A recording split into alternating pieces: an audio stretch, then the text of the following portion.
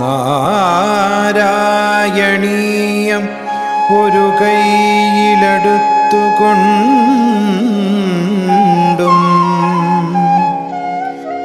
മറുകൈയിലുള്ള നറുവെണ്ണ നുകർന്നുകൊണ്ടും തന്നാശ്രിതർക്ക് തുണയായി വിളങ്ങിടുന്ന നാരായണീയ ഗുരുവായൂരപ്പ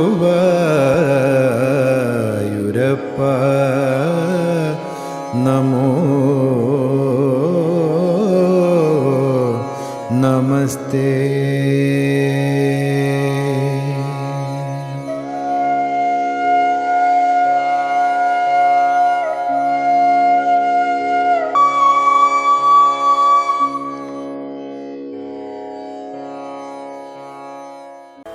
ബലരാമന്റെ മറ്റൊരു വീരത്വം പ്രകടമാക്കിയ ഒരു സംഭവമാണ് 10ാമത്തെ ശ്ലോകത്തിൽ പറയുന്നത്. ദുര്യോധനന്റെ പുത്രിയായിട്ടുള്ള ലക്ഷണയെ ഭഗവാൻ കൃഷ്ണന് ജാംബവതിയിൽ ജനിച്ച പുത്രനായിട്ടുള്ള സാംബൻ ഹസ്തിനപുരത്തിൽ ചെന്ന് ആ സ്വയംവരത്തിൽ വെച്ച് ആ ലക്ഷണയെ അപഹരിച്ചു. ഇതിൽ ക്രുദ്ധരായ ആ ദുര്യോധനാദികളൊക്കെ തന്നെ സാംബനെ പിടിച്ചുകെട്ടി ബന്ധനസ്ഥനാക്കി. അപ്പൊ ഈ ഒരു കാര്യവും അതിനെ തുടർന്നുണ്ടായിട്ടുള്ള സംഭവങ്ങളൊക്കെയാണ് പറയുന്നത്. ഈ ഒരു 10ാമത്തെ ശ്ലോകം ശ്രദ്ധര വൃത്തത്തിലാണ്.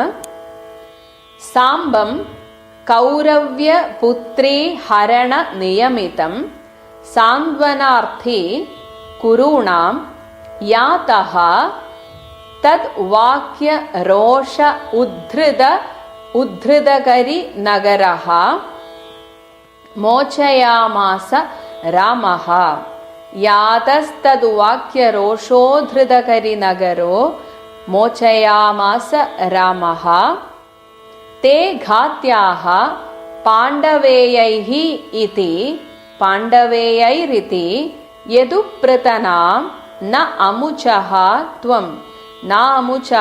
ത്വം തദാനീം തം ത്വാം ദുർബോധലീലം പവനപുരപതേ താപശാന്ത്यै നിഷേവേ. കൗരവ്യപുത്രീ ഹരണം, കൗരവനായിട്ടുള്ള ദുര്യോധനന്റെ പുത്രിയായിട്ടുള്ള ലക്ഷണയെ ഹരണ നിയമിതം അപഹരിച്ചതിനാൽ ബന്ധനസ്ഥനാക്കപ്പെട്ട സാംബനെ രാമഃ ബലരാമന് ഇത് ദ്വാരകയിൽ അറിഞ്ഞപ്പോൾ ആദ്യം ഈ യാദവ സൈന്യം പെട്ടെന്ന് തന്നെ ആ സാംബനെ മോചിപ്പിക്കാൻ വേണ്ടി പുറപ്പെടാൻ ഒരുങ്ങിയപ്പോൾ ആ ബലഭദ്രൻ തടഞ്ഞിട്ട് പറഞ്ഞു, എൻ്റെ ശിഷ്യനാണ് ദുര്യോധനൻ, അതുകൊണ്ട് തന്നെ ഞാൻ പറഞ്ഞാൽ അവൻ അനുസരിക്കും. മാത്രമല്ല പല രീതിയിലും ബന്ധുക്കളും കൂടെയാണ്. കാരണം കുന്തിയെ കല്യാണം കഴിച്ചു കൊണ്ടുപോയത് ഈ കൗരവ ദേശത്താണ്. അങ്ങനെ ഒരു ബന്ധുത്വമുണ്ട്. ഇപ്പോൾ സ്വയംവരം അപഹരിച്ചിട്ടാണെങ്കിൽ പോലും അതൊരു സ്വയംവരമായിട്ട് കണക്കാക്കിയാൽ അങ്ങനെയും ബന്ധുക്കളാകാം. അതുകൊണ്ട് ആ ഒരു ബന്ധം നിലനിർത്താൻ വേണ്ടിയിട്ട് അങ്ങനെ ഒരു സൈന്യസമേതമായിട്ടുള്ള ഒരു യുദ്ധം നമുക്ക് ഒഴിവാക്കാം.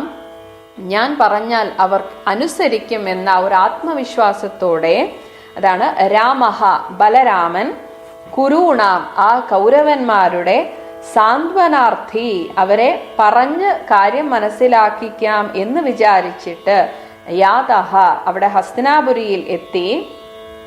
എന്നാൽ തദ് വാക്യ രോഷ ഉദ്ധൃത, ആദ്യം ബലരാമനെ സ്വീകരിച്ചൊക്കെ ഇരുത്തി. പക്ഷെ ബലരാമൻ പറഞ്ഞ വാക്ക് കേട്ടപ്പോൾ അവർക്ക് സഹിച്ചില്ല. കാരണം ഈ എല്ലാവർക്കും തന്നെ ഈ ഭഗവാനെയും ബലരാമനെയൊക്കെ ഇപ്പോഴും അങ്ങോട്ടൊരു രാജാവാണെന്ന് അംഗീകരിക്കാൻ എന്തോ ഒരു മടിയാണ്. അവർ കുറെ നാള് ആ ഒരു കാലിയമേച്ച് നടന്നതൊക്കെ കൊണ്ട് തന്നെ ഈ ഹസ്തിനപുരിയിലുള്ള ഇവർക്കൊക്കെ ഇവരെന്തോ വലിയ ആരോ ആണ്, യാദവന്മാർ തങ്ങളായിട്ട് അവർക്കൊരു രാജചിഹ്നം കൊടുത്തത് കൊണ്ട് അവർ വലിയ രാജാക്കന്മാരായി എന്നേ ഉള്ളൂ എന്നൊക്കെയുള്ള ഒരു അഹങ്കാരം ഈ ഹസ്തിനാപുരിയിലുള്ള കൗരവന്മാർക്കുണ്ടായിരുന്നു. അതുകൊണ്ട് തന്നെ ഈ ഒരു ബന്ധം നടക്കണം, അതുകൊണ്ട് നിങ്ങൾ സമ്മതിക്കണം എന്നൊക്കെയുള്ള ആ ഒരു ബലരാമന്റെ വാക്ക് കേട്ടപ്പോൾ തങ്ങളെ ഭരിക്കാൻ മാത്രം നിങ്ങൾ വളർന്നോ എന്ന രീതിയിലാണ് ഇവിടെ കൗരവന്മാർ, ദുര്യോധനാദികൾ ബലരാമനോട് ചോദിക്കുന്നത്. അങ്ങനെ അവരുടെ ആ വാക്യം കേട്ടിട്ട് രോഷൗദ്ധൃത, തനിക്ക് അങ്ങോട്ട് കോപം ആളിക്കത്തിയ ആ ബലരാമൻ കരിനഗരഹ, ആ കോപിച്ചിട്ട് ഹസ്തിനാപുരത്തെ തകർക്കാൻ ഒരുങ്ങി. അതെങ്ങനെ തകർക്കാൻ ഒരുങ്ങി എന്ന് വെച്ചാൽ തൻ്റെ കലപ്പ കൊണ്ട് ആ ഹസ്തിനാപുരിയെ അടക്കം ഇങ്ങോട്ട് ഒരു തോണി വലിച്ചെടുക്കുന്നത് പോലെ കൊണ്ടുപോയി ഗംഗയിലിടാൻ വേണ്ടിയിട്ടാണ് ബലരാമൻ ശ്രമിച്ചത്.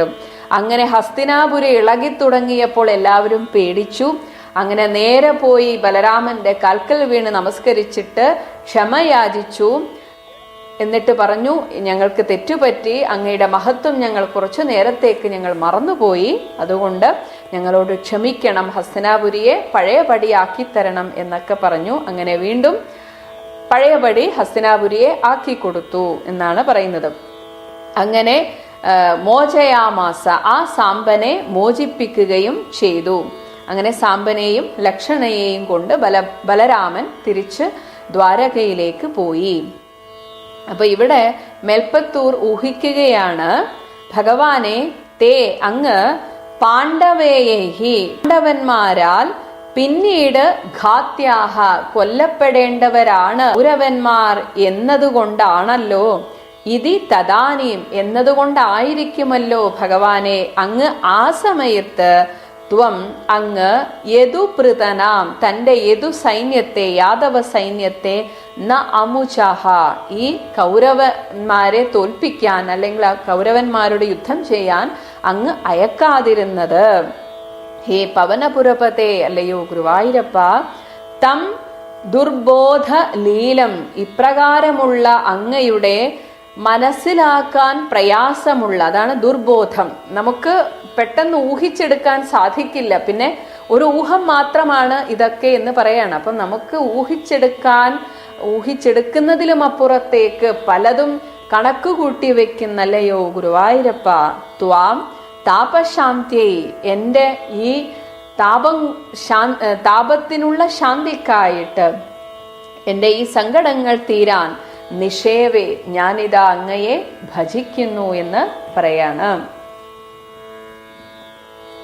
ഭഗവാന് ജാമ്പവതിയിൽ ജനിച്ച പുത്രനാണ് സാമ്പൻ. ആ സാമ്പനാണ് ഹസ്തിനാപുരിയിൽ ചെന്ന് ലക്ഷണയെ സ്വയംവരത്തിൽ നിന്ന് അപഹരിച്ചത്. അപ്പോൾ കൗരവന്മാർ കോപിച്ചിട്ട് തേരിൽ പിന്തുടർന്ന് വളഞ്ഞു പിടിച്ച് ബന്ധനത്തിലാക്കുകയാണ് ചെയ്യുന്നത്. അപ്പൊ ഇതും നാരദനാണ് ദ്വാരകയിൽ ചെന്ന് പറയുന്നത്.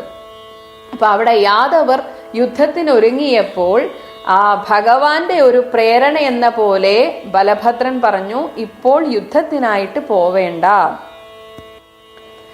അങ്ങനെയാണ് ബലരാമൻ സ്വയം വന്നിട്ട് ഇവിടെ ഒരു കാര്യങ്ങൾ പറഞ്ഞ് തീരുമാനിക്കാം എന്ന് വിചാരിച്ചു വന്നത്.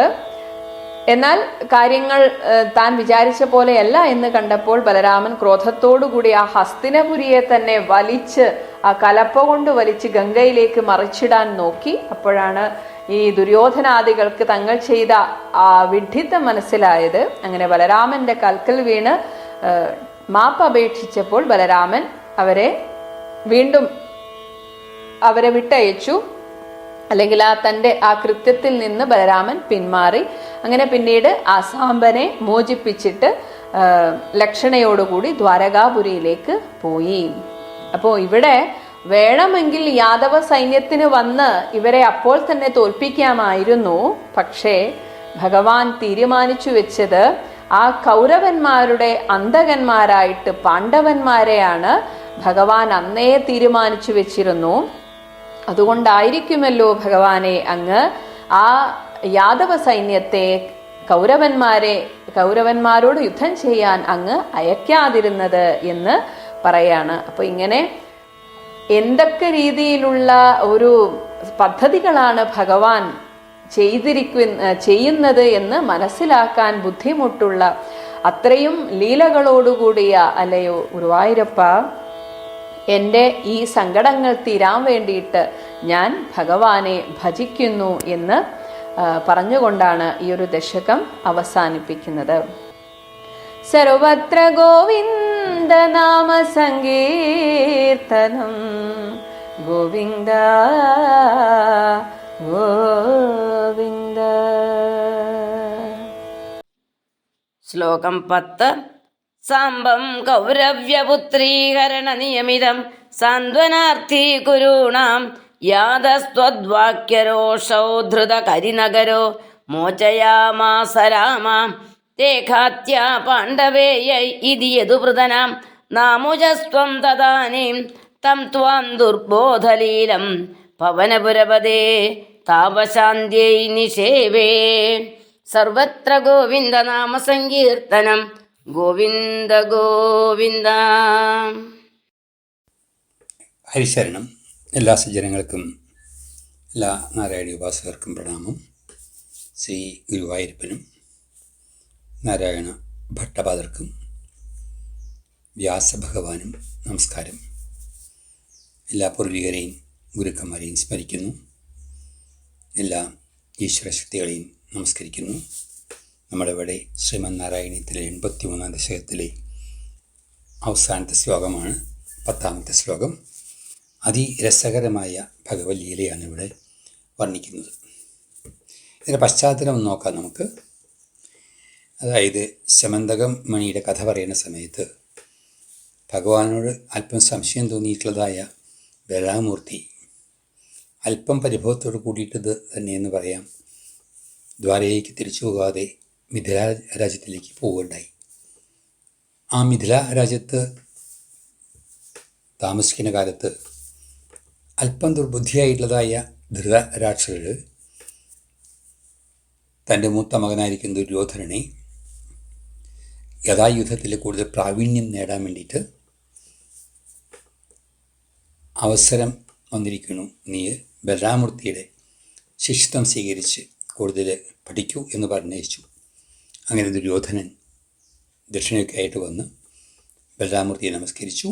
അങ്ങനെ ബലരാമൂർത്തി ദുര്യോധനെ ശിഷ്യനായി സ്വീകരിച്ചുകൊണ്ട് ഗദായുദ്ധത്തിൽ പുതിയ പുതിയ പല വിദ്യകളും പഠിപ്പിച്ചു. അങ്ങനെ ശിഷ്യനായി തീർന്നതായ ദുര്യോധനോട് ശിഷ്യവാത്സല്യം ഉണ്ടായിരുന്നു ബലരാമൂർത്തിക്ക്. കലിയുടെ അവതാരമാണ് ദുര്യോധനൻ. ഈയൊരു മാനസികാവസ്ഥ ബലരാമൂർത്തിക്ക് ഉണ്ടാവുകയാണെങ്കിൽ ഭാരതയുദ്ധം വരുമ്പോൾ എന്തായിരിക്കും അവസ്ഥ? കൗരവരുടെ കൂടെ എങ്ങാനും ബലരാമൂർത്തി കൂടിക്കഴിഞ്ഞാൽ ബുദ്ധിമുട്ടാവും. ഇത് ഭഗവാൻ മനസ്സിലാക്കുകയാണ്, അല്ലെങ്കിൽ അറിയാം ഭഗവാൻ. അതുകൊണ്ട് നേരിട്ട് പറഞ്ഞാൽ ബലരാമൂർത്തിക്ക് അത് സ്വീകാര്യമാവില്ല. ദുര്യോധനനെക്കുറിച്ച് പറഞ്ഞാൽ അനുഭവിച്ചറിയേണ്ടതാണ്. നമ്മുടെ ജീവിതത്തിലും പലതും പറഞ്ഞ് മനസ്സിലാക്കാൻ ബുദ്ധിമുട്ടാണ്. അതുകൊണ്ടാണ് കണ്ടറിയാത്തവർക്ക് കൊണ്ടറിയേണ്ടി വരും എന്ന് പറയുന്നത്. ഈ ഒരു പശ്ചാത്തലത്തിലാണ് മറ്റൊരു ലീല അരങ്ങേറുന്നത്. ജാമ്പവതിയുടെ പുത്രനായിരിക്കുന്ന സാമ്പൻ ദുര്യോധനൻ്റെ മകളായിരിക്കുന്ന ലക്ഷ്മണയെ വിവാഹപന്തലിൽ നിന്നും അപഹരിക്കുകയാണ്. അത് തടഞ്ഞ് ചെറിയൊരു യുദ്ധത്തിന് ശേഷം സാമ്പനെ തടവറയിലാക്കി കൗരവന്മാർ. ഈ വിവരം നാരദൻ മുഖേന ഭഗവാൻ അറിഞ്ഞു. ഭഗവാൻ അറിയാം, അദ്ദേഹം തന്നെയാണ് ഈ നാടകം അവതരിപ്പിക്കുന്നത്. എന്നിരുന്നാലും ലൗകിക ഭാഷയിൽ പറഞ്ഞാൽ നാരദ മഹർഷി പറഞ്ഞ് അറിഞ്ഞു. അപ്പോൾ വിചാരിക്കുകയാണ്, സൈന്യങ്ങളോടുകൂടി താൻ പോയി കഴിഞ്ഞാൽ പിന്നെ കൗരവരുണ്ടാവില്ല, ഭാരതയുദ്ധം ഉണ്ടാവില്ല. കൗരവർ പാണ്ഡവരുടെ കൈകൊണ്ട് ഇല്ലാതാവേണ്ടവരാണ്. അതുകൊണ്ട് എന്ത് ചെയ്യണം? ഏട്ടനോട് സംസാരിച്ചു. ബലരാമൂർത്തിയോട് പറഞ്ഞു, ഞാൻ സൈന്യങ്ങളോടുകൂടി പോയി സാമ്പനെ അവിടുന്ന് മോചിപ്പിച്ച് കൊണ്ടുവരണോ എന്നാലോചിക്കണു എന്ന് പറഞ്ഞപ്പോൾ ബലരാമൂർത്തി പറഞ്ഞു, അത് വേണ്ട, എൻ്റെ പ്രിയ ശിഷ്യനാണ് ദുര്യോധനൻ. ദുര്യോധനോട് ഞാൻ വേണ്ട പോലെയൊക്കെ സംസാരിച്ച് മാന്യമായ രീതിയിൽ തന്നെ സാമ്പനെ മോചിപ്പിച്ച് ലക്ഷ്മണനോട് കൂടി തന്നെ കൊണ്ടുപോരാം, ഞാൻ പോയിട്ട് വരാം. ഇത് തന്നെയായിരുന്നു ഭഗവാന്റെയും ഉദ്ദേശം. അവിടെ പോയി ദുര്യോധനൻ്റെ ശരിയായ നിറം, സ്വഭാവം, കലിയുടെ അവതാരമാണ് ദുര്യോധനൻ, അതറിയിക്കണം എന്നുള്ളതാണ് ഭഗവാന്റെ ഉദ്ദേശം. നമുക്കും പല അനുഭവങ്ങളും ഉണ്ടാവുന്നത് അറിയാനുള്ള ആഗ്രഹമില്ലാത്തതുകൊണ്ട് അനുഭവത്തിൽ കൂടി പലതും അറിയേണ്ടതായിട്ട് വരുന്നതായ ഒരവസ്ഥ നമ്മുടെ ജീവിതത്തിലും ഉണ്ടാവാറുണ്ട്. അങ്ങനെ കലപ്പയും ഒലയ്ക്കൊക്കെ ആയിട്ട് മുസലും ഒക്കെ ആയിട്ട് ഹസ്തിനപുരത്തിലേക്ക് പോയി ബലരാമൂർത്തി. അവിടെ ചെന്നപ്പോൾ വേണ്ട പോലെയൊക്കെ ആദരവോടുകൂടി തൻ്റെ ഗുരുവായിരിക്കുന്നതായ ബലരാമൂർത്തിയെ സ്വീകരിച്ചു. കൗരവന്മാർ ദുര്യോധനൻ്റെ ആദ്യസ്ഥാനത്തിലെന്ന് പറയാം. അത് കഴിഞ്ഞിട്ട് ബലരാമൂർത്തി പറഞ്ഞു, ഞാൻ വന്നത് സാമ്പനെ മോചിപ്പിക്കാനാണ്. അതുകൊണ്ട് അത് നിങ്ങൾ അനുവദിക്കണം, അവനെ സാമ്പനെ തടവറയിൽ നിന്ന് മോചിപ്പിക്കണം എന്ന് പറഞ്ഞപ്പോൾ അതിഘോരമായ അല്ലെങ്കിൽ മോശമായ ഭാഷയിൽ ദുര്യോധനാദികൾ യാദവന്മാരെ ആക്ഷേപിക്കുകയാണ്. ഞങ്ങൾ അനങ്ങാതിരിക്കുന്നതുകൊണ്ടാണ് നിങ്ങൾക്ക് അവിടെ ഭരണം നടത്താൻ സാധിക്കുന്നത്, നിങ്ങൾക്ക് ഭരണം നടത്താനുള്ളതായ അവസരം ഞങ്ങൾ തന്നതാണ് എന്ന് തുടങ്ങി കൗരവന്മാരെ പുകഴ്ത്തിയും യാദവന്മാരെ അധിക്ഷേപിച്ചും സംസാരിച്ചപ്പോൾ ശരിക്കു പറഞ്ഞാൽ ബലരാമൂർത്തിക്ക് അപ്പോഴാണ് മനസ്സിലായത് ദുര്യോധനൻ്റെ ശരിയായ സ്വഭാവം എന്താണെന്നുള്ളത്. മറ്റതൊക്കെ അഭിനയമായിരുന്നു, കാര്യം നേടാൻ വേണ്ടിയിട്ട്. ഇതൊക്കെയാണല്ലോ നമുക്കും അറിയാനുള്ളത്. അതുകൊണ്ട് എന്ത് ചെയ്തു, കലപ്പയെടുത്ത് ഹസ്തിനപുരത്തിൻ്റെ ഒരു ഭാഗത്ത് കൊണ്ട് കുത്തി പതുക്കെ പൊക്കാൻ നോക്കുകയാണ്. അവിടുന്ന് പൊക്കി ഗംഗയിലേക്ക് ഇടാനാണ്. ഈ സമയത്ത് നാരദ മഹർഷി ഒന്ന് പറഞ്ഞു ദുര്യോധനാദികളോട്, ബലരാമൂർത്തി സാധാരണ ആളല്ല, ഭഗവാന്റെ അവതാരമാണത്. അദ്ദേഹത്തിനോട് നിങ്ങൾ മത്സരിച്ചാൽ നിങ്ങളില്ലാണ്ടാവും. ഇപ്പോൾ ഹസ്തിനപുരം പൊക്കി നദിയിലേക്ക് ഇടാൻ നോക്കുകയാണ്. ഇനി താമസിച്ചാൽ നിങ്ങളൊക്കെ ബംഗാൾ ഉൾക്കടലിൽ ഉണ്ടാവും എന്നൊക്കെ പറഞ്ഞു കൊടുത്തു ഇത്രേ.